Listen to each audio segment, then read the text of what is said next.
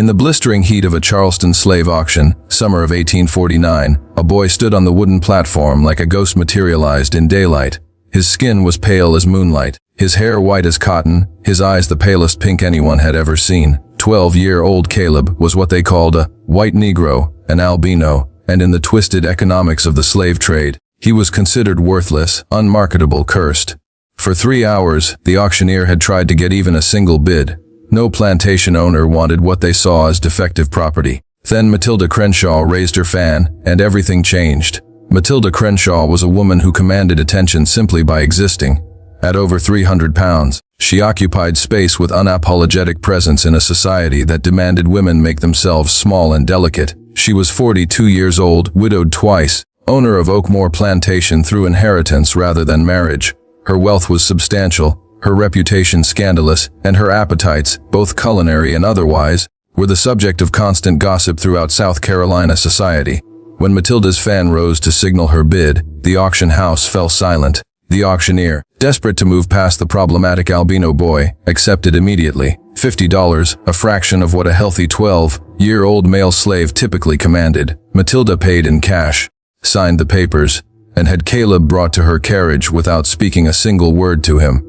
The ride to Oakmoor Plantation took 3 hours through the low-country landscape. Caleb sat in the carriage across from Matilda, terrified and confused. He had been born on a small farm in Virginia, the only albino child among his mother's 7 children. His appearance had marked him as cursed from birth, and when his first owner died, the man's widow sold Caleb immediately, unwilling to keep what she considered bad luck on her property. Matilda studied Caleb throughout the journey with an intensity that made him want to disappear. Her eyes traveled over his pale skin, his white hair, his pink eyes that struggled in the bright sunlight. When she finally spoke, her voice was surprisingly gentle. "Can you read, boy?" Caleb shook his head, keeping his eyes down as he had been taught. "Can you do any skilled work, carpentry, blacksmithing, anything beyond field labor?" Another shake of his head. Caleb had been kept away from other slaves most of his life, considered too strange to be trusted with important tasks, too disturbing to work alongside normal people. Matilda made a sound that might have been satisfaction or disappointment.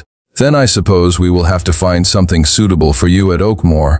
The plantation was smaller than many of its neighbors, only 800 acres with about 60 enslaved people working the cotton fields. The main house was impressive but showed signs of neglect, as if Matilda cared more about comfort than appearance. When they arrived, she led Caleb not to the slave quarters, but directly into the main house. The house slaves who witnessed this were shocked. No field slave, let alone one as strange, looking as Caleb, was brought directly into the main house. But Matilda ignored their stares and took Caleb to a small room off the kitchen, simply furnished but cleaner and more comfortable than any space he had ever occupied. "This will be your room," Matilda announced. "You will work inside the house, not in the fields. Your skin cannot tolerate the sun anyway, I imagine." Over the following weeks, Caleb's role at Oakmoor became clear, though it defied every convention of plantation life. He was not exactly a house servant, not a valet, not a butler. Instead, he became Matilda's personal attendant, her companion, her project. Matilda was lonely. Her 2 marriages had been arranged for property and position, neither producing children or genuine affection. She was isolated by her weight, her independence, and her refusal to conform to the simpering femininity expected of Southern ladies. In Caleb, she found something she could mold, control, and possess completely. She taught him to read using books from her extensive library. She had him fitted for clothes far finer than any slave should wear, though still clearly marking his servitude. She kept him by her side constantly, having him read to her, accompany her on walks around the property, even sit with her during meals, though he was never allowed to eat at her table. The other slaves at Oakmoor watched this arrangement with a mixture of envy and suspicion. Some thought Caleb had been blessed with the easiest position on the plantation. Others saw something darker in Matilda's possessive attention, something that made them grateful they had not been chosen for such peculiar favor. Caleb himself was confused by his new life. The work was easier than anything he had known, the living conditions infinitely better. But there was something suffocating about Matilda's constant presence. Her endless demands for attention and companionship. She wanted to know his every thought, control his every movement, possess not just his labor, but his entire existence. As months passed, Matilda's attachment to Caleb intensified. She dressed him in increasingly elaborate clothing, had his white hair styled fashionably, taught him proper grammar and diction. She was creating something, transforming the worthless albino boy into a refined companion who reflected her own cultivated tastes. But Matilda's project was not purely intellectual. There was a physical dimension to her possession of Caleb that became increasingly uncomfortable. She would have him massage her shoulders when she complained of tension. She would hold his pale hand in her own, marveling at the contrast. She would insist he help her dress and undress, claiming her other servants were too rough. Caleb was 14 when Matilda's intentions became undeniably clear. One evening at dinner and several glasses of wine, she summoned him to her bedroom. The other house slaves made themselves scarce, understanding something they did not want to witness was about to occur. Matilda sat on her bed, still dressed in her elaborate dinner gown, and beckoned Caleb closer. "You are growing into quite a handsome young man," she said, her voice thick with wine and desire. "Your unusual coloring gives you an exotic quality, like a rare orchid." Caleb stood frozen, understanding finally what his position at Oakmoor truly meant. He was not a companion or a student. He was a possession, a toy, something Matilda had bought for her personal pleasure in ways that had nothing to do with labor or service. What happened that night and on many nights thereafter was rape, though the law would never call it that. Enslaved people could not legally refuse their owners anything, including their bodies. Caleb had no choice, no voice, no ability to protect himself from Matilda's desires. The abuse continued for 3 years. Matilda maintained her public persona as an eccentric but respectable plantation owner, while privately using Caleb in ways that would have scandalized even the most jaded members of Charleston society. She was careful to leave no obvious marks, nothing that would reveal the true nature of their relationship to the household staff or visiting neighbors. Caleb learned to dissociate, to separate his mind from his body during Matilda's nighttime summons. He continued his daytime duties, reading to her, walking with her, maintaining the fiction that he was simply a favored servant receiving unusual but benevolent treatment. But inside, he was dying by degrees, his spirit crushed by the realization that his unusual appearance had not saved him from exploitation, but had merely changed its form. The breaking point came when Caleb was 17. Matilda had begun talking about breeding him with selected female slaves, excited by the possibility of producing more albino children who would be rare and valuable curiosities. The idea of his abuse extending to creating children who would suffer similar exploitation was more than Caleb could bear. He began planning his escape with a desperation that overrode his terror of consequences. Escape for an albino slave was nearly impossible. His appearance made him immediately identifiable in any setting. But staying meant accepting not just his own continued abuse, but the creation of children destined for similar horrors. Caleb found an unlikely ally in Oakmoor's head cook, Aunt Ruth, who had watched Matilda's treatment of the boy with growing disgust. Ruth had connections to the Underground Railroad network, and while she was skeptical that an albino boy could successfully flee, she agreed to help arrange contact with conductors moving through the area. The night of Caleb's escape was moonless, which helped conceal his pale skin. Ruth had prepared dark clothing and a wide, brimmed hat that shaded his distinctive features. The plan was for Caleb to reach a safe house 10 miles north, where Underground Railroad operatives would decide if they could successfully move him further. But Caleb never made it to the safe house. Whether through bad luck or betrayal, slave patrollers found him within 5 miles of Oakmoor. His appearance made identification certain, and he was returned to the plantation before dawn. Matilda's reaction to Caleb's escape attempt was not the explosive violence typical of slaveholders confronting runaway property. Instead, it was cold, calculated punishment designed to break him completely. She had him chained in the cellar for 2 weeks, bringing him food and water herself, using the isolation to reinforce his absolute dependence on her. When she finally brought him back to the main house, Matilda's message was clear. "You belong to me, Caleb. Your body, your mind, your future. Everything you are exists because I purchased you and gave you value. Without me, you are nothing.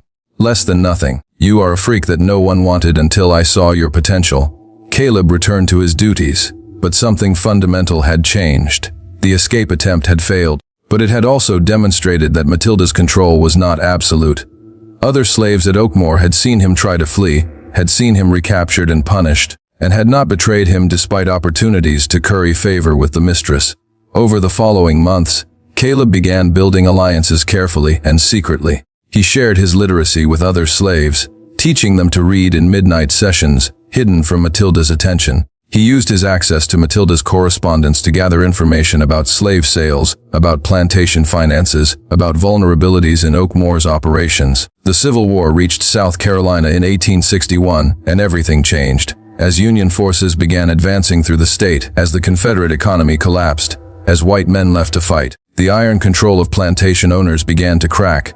Matilda found herself increasingly isolated, her wealth diminishing, her authority challenged by circumstances beyond her control. Caleb, now 24 years old and hardened by over a decade of abuse, saw his opportunity. When Union troops approached Oakmoor in 1865, he did not wait for liberation to arrive. Instead, he organized the plantation's enslaved people in a coordinated departure, leading 60 people away from Oakmoor, while Matilda raged helplessly from her veranda.